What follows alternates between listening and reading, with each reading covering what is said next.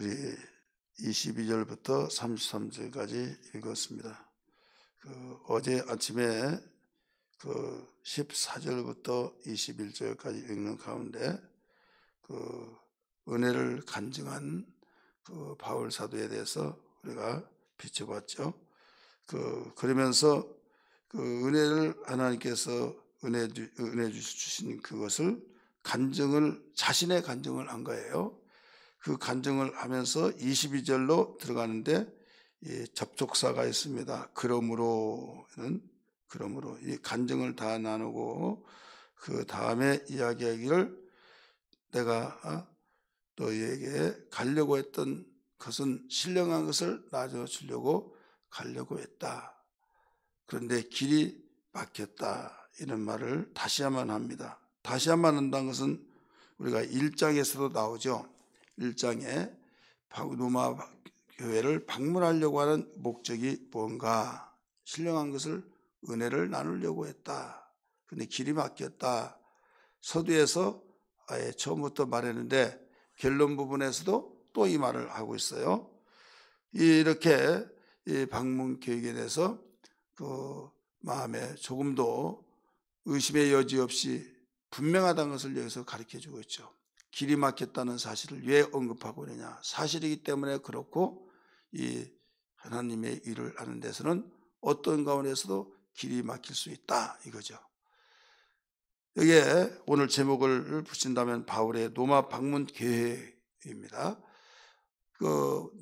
바울이 로마가 세계적인 도시이기 때문에 구경하기 위해서 방문하려는 것도 아니라 신령한 것을 나눠주기 위해서 복음을 위해서 갈 계획을 가졌다 이거죠.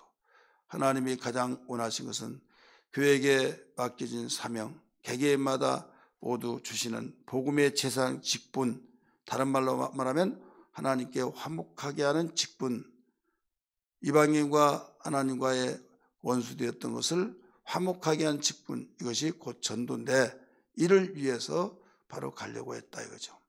적용시켜서 본다고 한다면 우리는 전도를 계획을 하고 또 섬김을 위해서 계획하고 하나님이 기뻐하신 믿음 생활에 대해서 더 잘하기 위해서 계획하고 이런 계획을 하게 될 때 그래서 결단하고 기도를 하잖아요. 계획을 하면 우리 예수 믿는 사람은 반드시 거기에 기도를 하게 됩니다. 하나님 이렇게 하려고 합니다. 이런 가운데서 하나님께서 개입하시고 일하여 주옵소서. 어려운 일 당하지 않게 하시고 가로막는 자 없게 하시고 이러면 기도하고 있잖아요. 가로막았다면 예수 이름 명하느니 묶임받고 떠나가라고 또 일자 기도를 하고 있잖아요. 그와 같이 바울도 이런 로마 방문 계획을 가졌을 때 여기에 나타나는 반응이 뭐였느냐? 가로막힌 일이 있더라 이거죠. 대부분 사람들은 하나님의 일을 하고 좋은 일을 하게 되면 가로막은 자가 없고 그냥 형통하게 하나님께서 기뻐하시니까 하나님의 길을 쫙 열어놓고 어서 오너라 하면서 착착착 천사를 보내서 인도하고 또 그 기쁨으로 그 마음에 설렘이 있고 이렇게만 생각을 하는 사람이 있습니다. 어려운 길을 막는 일, 방해하는 일, 이런 일이 있다고 하는 것은 저도 생각을 하지 아니하고 좋은 일만 있을 것이다 라고 생각한다 이거죠. 그러나 우리에게 성경에서 가르쳐 준 것은 분명히 좋은 일, 하나님을 위해서 일한 일은 다 좋은 일이잖아요. 선한 일이잖아요. 그보다 더 귀한 일이 어디 있습니까? 그렇게 귀한 일임에도 불구하고 여기서 어려운 일이 나타난다 이거죠. 길이 막혔다고 한 것은 뭐냐면 전적인 방해를 하고 있다는 거죠. 수단 방법을 가리지 아니하고 모든 것을 다 막아놨다는 거예요. 오늘날로 말하면 해상으로 막고 공중으로 막고 육로를 통해서 막고 목적지는 로마인데 거기에 가서 복음을 전파하려고 하는데 신령한 은혜 받은 바 은혜를 같이 나눠서 그들이 영적으로 든든히 세워지게 하기 위해서 또 그들이 은혜 받고 제사장 직분에 대해서 충성을 다하게 하기 위해서 이렇게 가려고 했던 그 귀한 일, 마귀는 가만히 있을 수 없죠. 분명히 현실적으로 막혔습니다. 그러나 이걸 영적으로 생각하여서 하나가 마귀가 길을 막았구나 이렇게 생각을 하게 된다 이거죠. 여러분 예수 믿지 않는 사람은 모든 것을 가시적으로만 봅니다. 물질적으로 봅니다. 눈에 보이는 것으로 인해서 이렇게 해서 이런 연유 때문에 이런 이유 때문에 길이 막혔다 이렇게 생각합니다. 그렇습니다. 분명합니다. 그러나 거기 배후에서 어떤 일로 그러냐, 마귀의 역사로 인하여서 막아졌다 이렇게 생각을 양면성에서 보는 거예요. 왜? 세상의 사람들은 우리가 예수 믿기 전에는 모든 것이 그 눈에 보이는 것에만 증명하여서 말하고 그러기 때문에. 근데 믿지 아니한 사람은 이렇게 볼 수 있지만은 우리 믿는 사람은 믿음의 대상이 누구예요? 하나님이죠. 하나님의 사자 천사들이 있죠. 다 눈에 보이지 않는 영적 존재입니다. 우리의 영은 우리가 하나님을 만났다 하는 것도 영적으로 만나는 거잖아요. 그렇기 때문에 영적 생활이 우리의 신앙생활의 출발이에요. 여러분, 태생에서 살고 있는 태아가 세상에서 첫 출발이 뭡니까? 출생함으로 출발하잖아요. 이 세상에서. 그래서 태어날 때 출발하듯이 우리의 영적 생활도 태어나면서부터 출발이에요. 뭘로 태어나서요? 영적으로 태어났잖아요. 물과 성령으로 거듭나지 아니하면 하나님의 나라를 볼 수 없느니라 이게 나오죠. 그래서 우리의 신앙생활 자체가 출발이 영적이에요. 그래서 영적으로 보지 아니하면 종교인은 될지언정 신앙인이 될 수가 없습니다. 반드시 영적으로 봐야만 됩니다. 그렇다고 해서 우리가 영적으로 하고 육적으로 모든 걸 무시해버리면 이 세상 사람이 아니죠. 우리 육체가 있어서 이 세상에서 살고 있잖아요. 그래서 육적인 면에서도 우리 인정하고 영적인 면에서도 인정하고 양면적으로 손을 말할 때 손바닥이 있고 손등이 있다는 것을 인정해야 하듯이 그래야만 온전히 이해가 되고 우리 구심점 속에서 펼쳐나갈 수 있습니다. 우리는 영적 생활에서 하나님의 일을 할 때 하나님께서 기뻐하신 일이지만은 가로막힌 일이 있다. 이것을 여러분 반드시 알고 세상에서 이렇게 가로막혀서 하나님의 일이 방해되고 있는 것을 왜 하나님의 일인데 방해되도록 하나님 놔두실까? 이렇게 생각하지 마시고 원수가 그랬구나 라고 한 것처럼 원수가 있기 때문에 가로막힌 것이다. 막힌 것이다 생각하셔서 그 모든 걸 막힌 걸 뚫어가고 맨 걸 풀어가고 다친 것을 열어갈 수는 능력이 있어야 될 줄 믿습니다. 그러므로 주님이 우리에게 가르쳐 주기를 내가 온 것은 세상에서 너희들을 생명을 얻게 하고 생명을 더 풍성히 얻게 하려 하심이라. 요한복음 10장 10절 상반절에 하반절에 가르쳐 주셨어요. 이렇게 바로 가르쳐 준 목적이 뭐냐? 생명이 풍성해야 모든 것을 살아갈 수 있다 이거죠. 우리 사람이 태어나면 숨만 쉬면 태어나고 이 세상 사람이란 걸 분명히 알지만은 여기에서 아이로서는 젖을 잘 빨고 힘있게 건강하게 자라고 건강하게 자라서 모든 주기별로 자라나서 결국은 사람다운 사람이 될 때, 인간다운 인간이 될 때 그게 바로 진정한 사람이 됩니다. 만약에 인간다운 인간이 되지 못하면 전 탈만 써서 인간이지 이 짐승이야 이런 말을 하잖아요. 분명히 사람이지만은 사람들을 하지 못하고 그 악의 사람이 되면 짐승이다 이렇게 말하잖아요. 어떤 사람은 짐승도 그러지 않는다 이렇게 말하잖아요. 그와 같이 이렇게 모든 사람다운 사람이 되려면 어려움이 있고 영적으로 방해한 자가 있기 때문에 이겨내야만 됩니다. 이겨내려면 뭐가 있어야 이겨낼 힘이 있어요. 이게 생명의 능력입니다. 그래서 내가 온 것은 생명을 얻게 하고 생명을 더 풍성케 하기 위해서 왔다 이렇게 가르쳐 줬잖아요. 그래서 어떤 일이 있더라도 어려운 일 이겨내야만 됩니다. 하나님이 함께 하심으로 우리는 반드시 그 어려움을 이겨낼 줄 믿습니다. 막힌 걸 뚫어가고 맨 걸 풀어가고 다친 걸 열어갈 수 있어요. 예수님이 말씀하셨어요. 환난을 받고 어려운 일을 당할 때 가고 담대하라. 세상에서 너희가 이런 일을 당하나 내가 이겼다. 주님이 이겼으면 이기는 거예요. 왜? 우리는 예수 안에 있기 때문에. 그 다음에 두 번째는 여기에 노마 방문 계획 속에서 우리에게 일러주신 것은 뭐냐. 노마를 반드시 간다. 가는데 계획을 세웠으니까 지금 막혀서 갈 수 없고 얼굴을 볼 수가 없지만은 분명히 하나님께서 가게 하신다. 이건 변함이 없고 항상 막혔더라도 준비를 계속하고 있는 겁니다. 계획을 세우고 있습니다. 환상을 그립니다. 그러면서 막히지 않는 여기 서바나란 말이 나오죠. 우리 몇 절 말씀 보시고 하면 23절 말씀 보세요. 이제는 이 지방에 일할 곳이 없고 또 여러 해 전부터 언제든지 서바나로 갈 때 너희에게 가기를 바라고 있었으니, 이제 계획을 서바나로 갈 때 경유지로 해가지고 서바나를 경유지로 해서 너에게 가려고 한다. 막히니까 거기서 그냥 별 수 없지 뭐 하나님의 뜻이라면 뭐 가라면 가고 가지 말라면 가지 않고 하면서 여기에서 그냥 포기 상태로 이렇게 되는 것이 아니라 하나님이 기뻐하신 일은 반드시 가야 한다. 하나님이 막으신 모를지라도 사단이 막았구나 생각해서 끝까지 가려고 하는 치밀한 계획. 그럴 때 하나님은 여러 경로를 통해서 일을 하신다는 걸 믿기 바랍니다. 그래서 여기에 서바나는 오늘날 스페인입니다.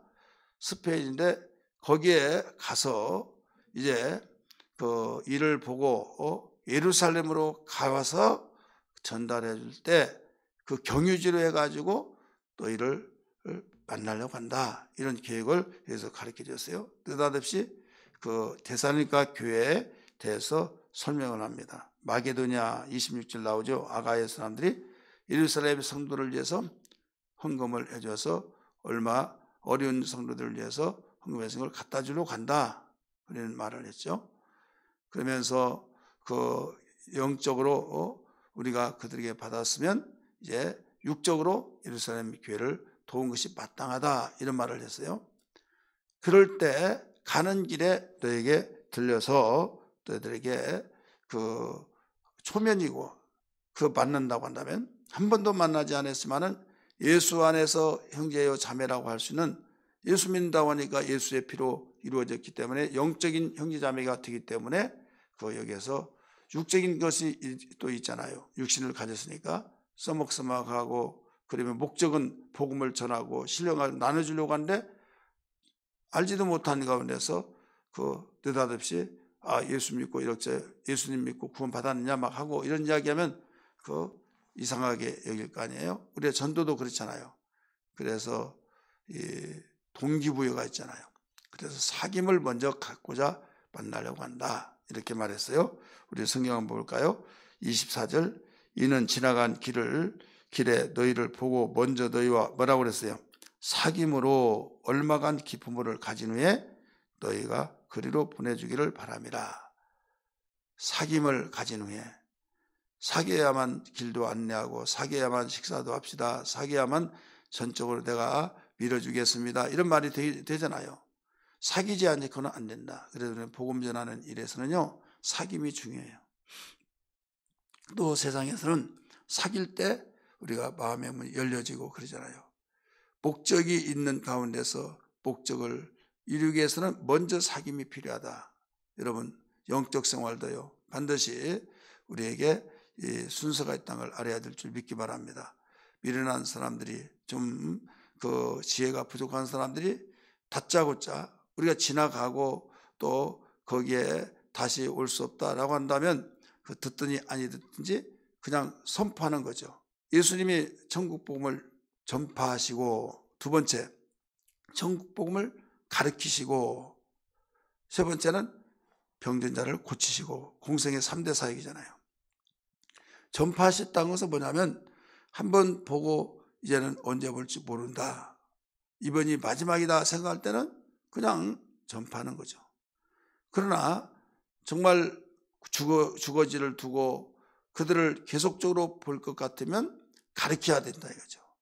그러려면 사귀어야 된다. 그래서 예수님이 가르치신다는 말을, 똑같은 내용을 전파하시고 똑같은 내용 가지고 가르치시고, 그래서 우리 성경에는 전파가 나오고 가르침이 나오는데 왜 이렇게 사귀려고 하느냐? 30배, 60배, 100배의 결실을 이루기 위해서 먼저 그들을 가르쳐야 된다. 그러기 위해서 사귀려고 먼저 보려고 그렇게 힘을 쓰고 있는 겁니다. 여기에 이제 목적을